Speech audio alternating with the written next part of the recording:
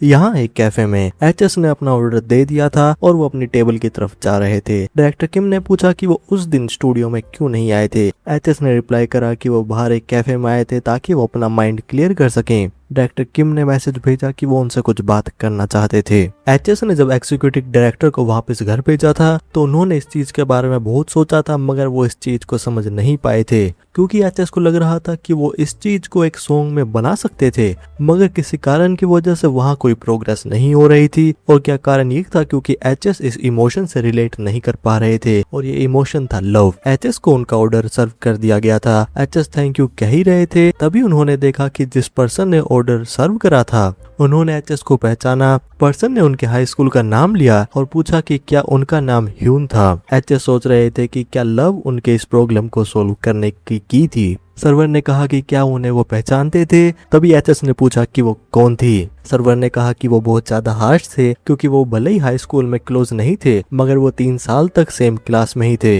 HS confuse होकर पूछ रहे थे कि क्या वो थे। पर्सन ने बताया कि उनका नाम ह्योरिन था और उन्हें ग्रेजुएट हुए भी ज्यादा समय नहीं हुआ था और क्या सच में वो उन्हें भूल गए थे। भले ही एचएस की करंट एज के लिए ज्यादा समय नहीं था, मगर अगर वो उनकी प्रीवियस लाइफ को काउंट करे तो उनको हाई स्कूल ग्रेजुएट हुए 15 साल हो चुके थे, तो वो भी सरप्राइज्ड होंगे कि उन्हें वहाँ पे कुछ याद था। ह्योरिन ने कहा कि ये बात ठीक थी क्योंकि उन्होंने वहाँ ज्यादा इंप्रेशन नहीं छोड़ा था। एचएस ने कहा कि अगर लैक ऑफ प्रेजेंस की बात थी तो एचएस की हालत उनसे भी ज्यादा बुरी थी क्योंकि एचएस हाई स्कूल में इतने अनसोशलेबल थे कि उन्होंने 3 साल अकेले ही निकाले थे। और एचएस जब बीमार भी होते थे तो उनके टीचर भी ये नोटिस नहीं करते थे कि एचएस उस दिन एब्सेंट थे, मगर एचएस सोच रहे थे कि ह्योरिन ने उन्हें कैसे पहचान लिया था। ह्योरिन भी कह रही थी कि एचएस की वहाँ पे प्रेजेंस नहीं थी क्योंकि हाई स्कूल के टाइम पे एचएस की क्लास के आगे एचएस को देखने पूरा स्कूल आ जाता था। एचएस ने भी कहा कि क्या यही होता था क्योंकि वो वहाँ पे सोने में कुछ ज्यादा ही बिजी थे।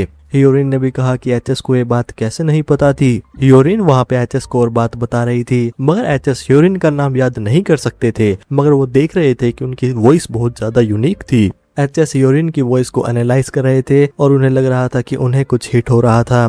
तभी ह्योरिन ने एचएस से उनकी कॉन्टेक्ट इन्फॉर्मेशन मांगी क्योंकि कभी कभार उनकी क्लास रियूनियन होती है तो वो उन्हें शेड्यूल के बारे में बता सकती थी। ह्योरिन ने कहा कि अगर वो कंफर्टेबल नहीं थे तो उन्हें ऐसा करने की जरूरत नहीं थी। ह्योरिन ये सब कह रही थी मगर एचएस अभी भी ह्योरिन की वॉइस को एनालाइज कर रहे थे। एचएस ने इस बात पे एग्री कर लिया था और कहा कि वो उनके साथ नंबर्स को एक्सचेंज करेंगे। ह्योरिन ने एचएस को थैंक यू कहा और बताया कि जब भी रियूनियन सेट होगी तो वो उन्हें बता देंगी। एचएस ने इस बात के लिए मना करा और उन दोनों के लिए साथ में मील को ऑफर करा और कहा कि वो साथ में कुछ बात करना चाहते थे और ह्योरिन से पूछा कि क्या उनके पास टाइम था। एचएस सोच रहे थे कि वो ह्योरिन की वॉइस की ट्रेनिंग करेंगे।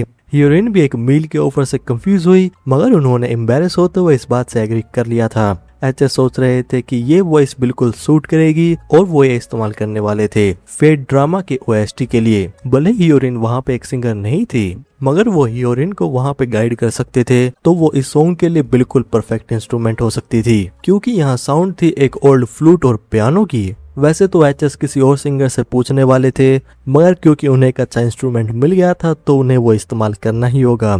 एचएस ह्योरिन के पास मैसेजेस कर रहे थे और वो चेक करेंगे कि ह्योरिन थोड़ी वोकल टोनिंग से कितना परफॉर्म करती हैं और ह्योरिन को वहाँ रिक्रूट करना सबसे बेस्ट ही था।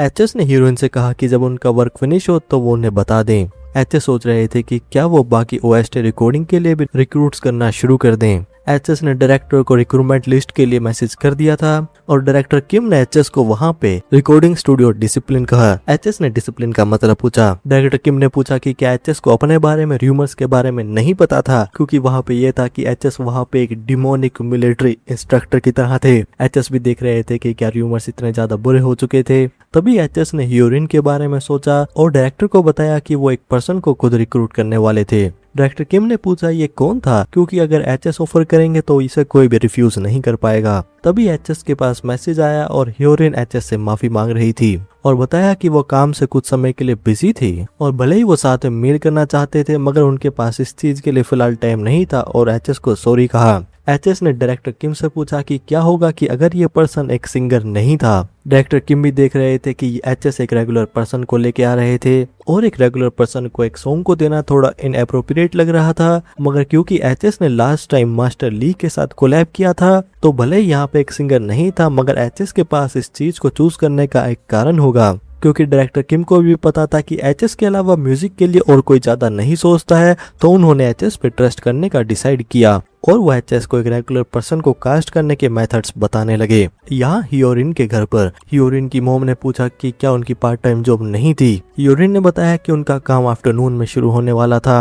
हियोरिन की मॉम ने कहा कि वो लकी थी क्योंकि वो ऐसे ही एक और पार्ट टाइम जॉब को कर सकती हैं। हियोरिन ने बताया कि वो पार्ट टाइम जॉब कर रही थी और उन्होंने एक डे ऑफ भी नहीं लिया था। और एक बात ये भी थी कि वो एक ओल्ड क्लासमेट से मिली थी, मगर जब वो क्लासमेट उन्हें साथ में एक मील के लिए ऑफर कर रहा था तो वो वहाँ पे ऐसा दिखते हुए तो नहीं जा सकती थी। हियोरिन ने अपनी मोम से बताया कि वो ज्यादा काम इसलिए कर रही थी क्योंकि वहाँ पे इंटरेस्ट बढ़ चुका था और उनकी मोम ने वहाँ पे एक और लोन फिर से ले लिया था।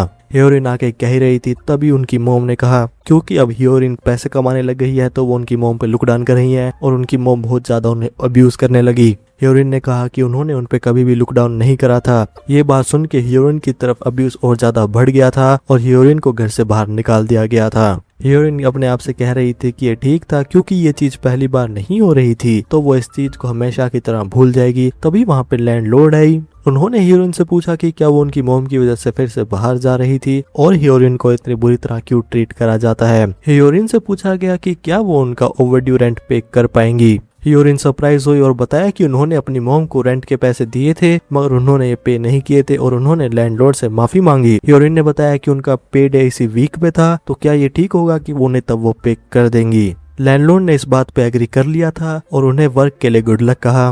हियोरिन एक स्प्लिट सेकंड के लिए थोड़ा सैड हुई मगर उन्होंने स्माइल करते हुए थैंक यू कहा और वो काम पे चली गई थी। हियोरिन देख रही थी कि पिछले दिन के मुकाबले वहाँ थोड़े कम कस्टमर थे और उन्होंने सभी अपने टास्क को एडवांस में फिनिश कर लिया था तो उन्होंने एक स्मॉल ब्रेक का डिसाइड करा। हियोरिन एचएस के बारे में सोच रही थी और सोच रही थी कि अच्छा होता कि वो कम से कम फिर से बात कर पाते, मगर हियोरिन के पास अपने काम की वजह से ज्यादा समय नहीं था और उनकी यूनिफॉर्म के अलावा उनके पास ज्यादा क्लोथ्स भी नहीं थे। तभी हियोरिन ने साइड में देखा कि कुछ हाई स्कूल स्टूडेंट्स जा रहे थे और वो सोच रही थी कि वो भी एक समय पे ऐसे ही थी और वो याद कर रही थी कि हाई स्कूल से ही एचएस हमेशा फेमस थे और सभी सीनियर्स भी एचएस के बारे में बात करते थे और सभी लोग वहाँ एचएस पे इंटरेस्ट तो दिखा रहे थे मगर उनका एक भी क्लोज फ्रेंड नहीं था। एक इंसिडेंट तो ये भी था कि हियोरिन को टीचर कह रहे थे कि क्या वो क्लास में सो रही थी और कारण ये था कि उनकी पार्ट टाइम जॉब थोड़ी लंबी चल गई थी, मगर हियोरिन के साइड में एचएस हमेशा सोते ही रहते थे और उस दिन भी टीचर ने एचएस को नहीं उठाया था और हमेशा की तरह एचएस को इग्नोर करा था।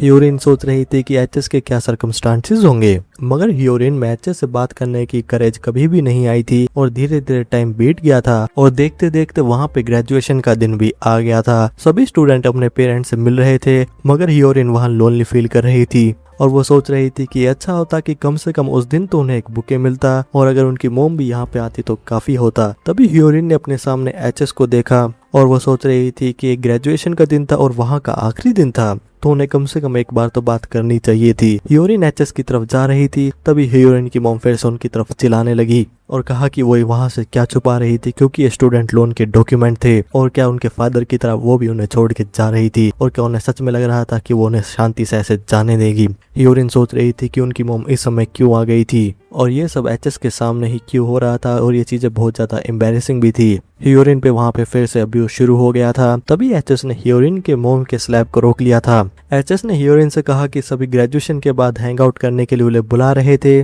और एचएस हियोरिन को ग्रैब करते हुए आगे लेके जा रहे थे। हियोरिन की मोम ऐसे ही पीछे चिल्ला रही थी। हियोरिन ने ऐसा कभी भी नहीं देखा था क्योंकि यूजुअली जो कभी भी फ्रेंड्स नहीं बनाता है उनकी मदद कर रहा था। एचएस ने कहा कि उनकी मोम यहाँ पे फॉलो नहीं करने वाली थी तो वो वहाँ से जा रहे थे। हियोरिन वहाँ पे एचएस को थैंक यू कहने ही वाली थी तभी एचएस ने कहा कि वो प्रिटेंड करेंगे कि उन्होंने कुछ भी नहीं देखा था तो वो भी वहाँ से जा सकती थी क्योंकि वो भी जा रहे थे। उस समय हियोरिन एचएस को ये बताना चाहती थी कि वो उनके लिए बहुत ज्यादा ग्रेटफुल थी और वो उनसे इतने समय बाद मिली थी मगर वो फिर से वहाँ पे कुछ भी नहीं कह पाई थी। मगर उस बात को हुए बहुत साल भी हो गए थे और वो उस चीज को लेके ऑकवर्ड हो रही थी जो एचएस को याद भी नहीं थी। तभी टेबल पे किसी ने नॉक करा और एचएस ने उनसे पूछा कि वो इतनी ध्यान से क्या सोच रही थी क्योंकि उन्होंने नोटिस भी नहीं करा था कि वहाँ पे कोई आ गया था। हियोरिन अपनी चेयर से गिर गई थी और एचएस ने उनके वहाँ पे आने का कारण पूछा। एचएस ने कहा कि उनका एक्सप्रेशन बहुत ज्यादा फनी था मगर वो ये प्रिटेंड करेंगे कि उन्होंने ये नहीं देखा था और पूछा कि क्या उनके पास बात करने का टाइम था।